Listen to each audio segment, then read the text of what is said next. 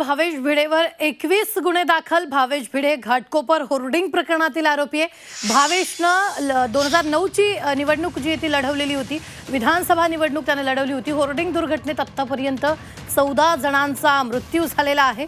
ही मोठी बातमी आत्ताच्या क्षणाची आपण पाहतोय। भावेशनं 2009ची विधानसभा निवडणूक लढवलेली होती। राम कदमांनी ही पोस्ट जे ते केलेलं आहे। या संदर्भात ताजे अपडेट देत आहेत आपले प्रतिनिधी अमोल पेडणेकर। अमोल, काय या संदर्भात ताजे अपडेट आहेत? जवळपास भावेश भिडेवर 21 गुन्हे दाखल झाले। नक्कीच भावेश भिडेवरून आता कुठेतरी राजकारण रंगताना दिसून येते। इकडे राम कदम यांच्याकडून दावा केला जातोय की ते शिवसेनेचे उद्धव ठाकरे आहेत, त्यांच्यासोबत त्यांचे फोटो आहेत, ते राम कदम यांनी ट्विट केले होते। दुसरीकडे अशी माहिती मिळते की मुलुंडमध्ये 2009 साली भावेश भिडे आहे, याने विधानसभा निवडणूक लढवली होती सरदार तारासिंग यांच्या विरोधात, आणि त्यावेळी त्याचं डिपॉझिट देखील जप्त झालेलं।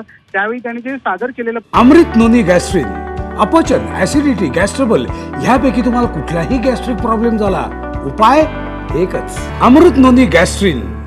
प्रतिज्ञापत्र आहे, त्या प्रतिज्ञापत्रात 21 गुन्हे भावेश भिडेवर त्या 2009 साली दाखल होते। जे गुन्हे आहेत ते विना परवाना होर्डिंग लावण्यासंदर्भातील गुन्हे आहेत।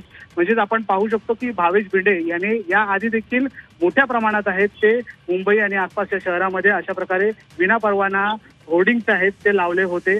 सध्या भावेश भिडे याला शोधण्यासाठी त्याच्या कैलासटावर येथील घरी पोलीस दाखल झाले होते, परंतु भावेश भिडे हा घरी नाहीये, तो बेपत्ता आहे। त्यामुळे आता पोलीस त्याच्या नातेवाईकांकडे सुद्धा शोध घेत आहेत।